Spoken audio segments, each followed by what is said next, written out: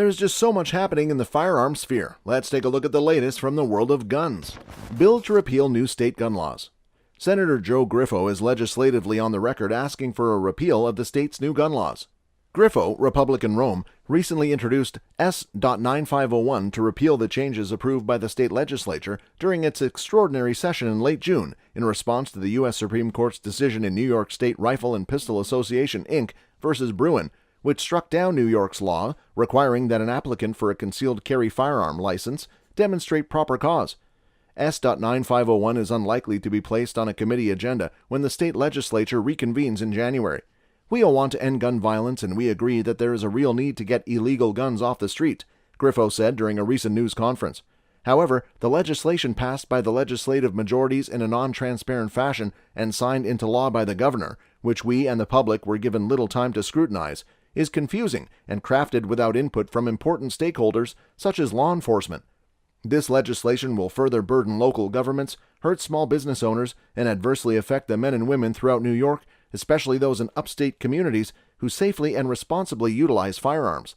The state's new gun laws require those applying for a license to carry a handgun to provide 4 character references, take 16 hours of firearm safety training, and an additional 2 hours of practice at a range, undergo periodic background checks, and turn over contact information for their spouse, domestic partner, or any other adults living in their household. They will also have to turn over a list of social media accounts they have maintained in the past, although it's not clear if they will have to provide licensing officers with access to social media accounts not visible to the public. People also won't be allowed to carry firearms at a long list of sensitive places, including New York City's tourist-packed Times Square. That list also includes schools, universities, government buildings, places where people have gathered for public protests, healthcare facilities, places of worship, libraries, public playgrounds and parks, daycare centers, summer camps, addiction and mental health centers, shelters, public transit, bars, theaters, stadiums, museums, polling places, and casinos. We have a lot of questions, and there's a lot of very specific questions regarding how it might apply to individual permits, and we try our best to answer a lot of those questions, Romeo said. Unfortunately, as with I think the rest of the state, a lot of these things we don't have the answers for. Walther shows off new PDP F-Series and WMP pistols. Walther was on hand at the NRA's annual meeting in Houston over Memorial Day weekend to give visitors a first-hand look at 2 of its newest offerings, the 9mm PDP F-Series and the just-released WMP chambered in .22 Magnum. Both guns are optics-ready, but that's largely where the similarities stop. The newer WMP line can host an assortment of plates for your favorite dot and boasts a 15-round mag. Notably, the pistols are a hammer-fired design for the Magnum rim-fired cartridge, with the hammer itself internally visible at the port in the rear of the slide. Despite using the smaller round, the guns are noticeably full-sized in the hand and were designed to be both plinkers and controllable self-defense firearms. The handguns also host Walther's quad mag release, featuring mag release buttons and paddles on both sides of the trigger guard. Available in both 3.5 and 4-inch barrel versions, the striker-fired PDP F-Series extends Walther's flagship PDP line, with an eye toward customizing the grip, trigger pull, and slide rack weight for smaller hands. The mag release was moved further back for less thumb reach. Similarly, the trigger geometry was moved back to reduce the overall length of pull. The grip texture remains the popular and grippy performance duty texture, and the gun still accepts standard PDP mags with a button release design. A new Walther patented operating system reduces the amount of force required to rack the slide by 20%. Also making an appearance was the PDP Pro SD model with a flared magwell, dynamic performance trigger, Gen 2 optics cut, and threaded barrel. Options will include a model with a 4.5-inch barrel and a compact version hosting a 4-inch barrel. Those are still waiting to ship for anyone who wants even more performance out of the already feature-heavy PDP lineup.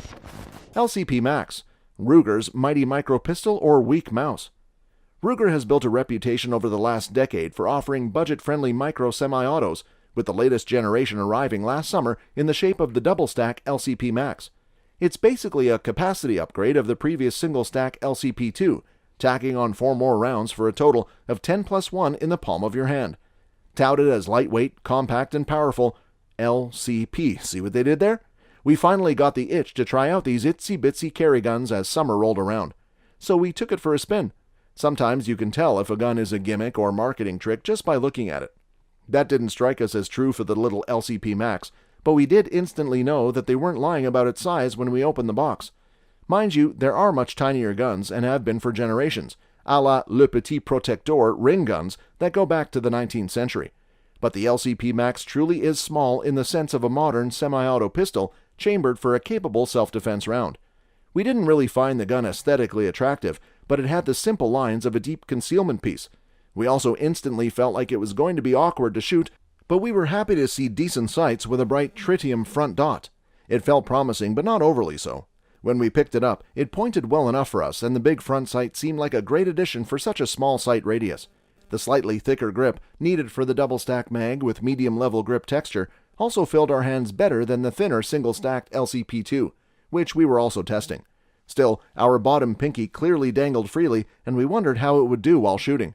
Before we dive into the performance, it's probably worth noting what makes this small gun actually function. In many ways, it just looks like a shrunk-down standard striker-fired pistol, but the insides tell otherwise. For one thing, the gun is actually hammer-fired.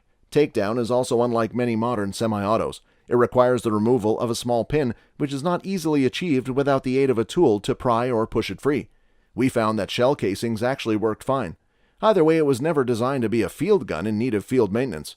When you get inside the guts, other than the fact it is hammer-fired and has a removable retaining pin, the gun is pretty much your standard affair. Barrel, slide, recoil spring and rod, and frame. New ATF Director. No one solution to ending gun issues. Stephen Dettelbach, the newly sworn-in director of the Bureau of Alcohol, Tobacco, Firearms, and Explosives, said there is no overarching answer to solving the nation's gun issues, even as guns have become the leading cause of fatalities for children in the U.S.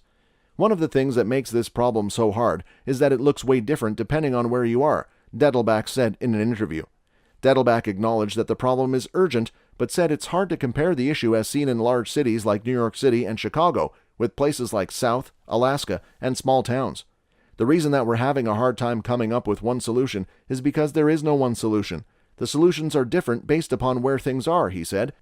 Following his confirmation recently, Dettelbach was ceremonially sworn in as ATF Director, making him just the second Senate-confirmed director in the agency's history and the first permanent director the agency has had in more than 7 years.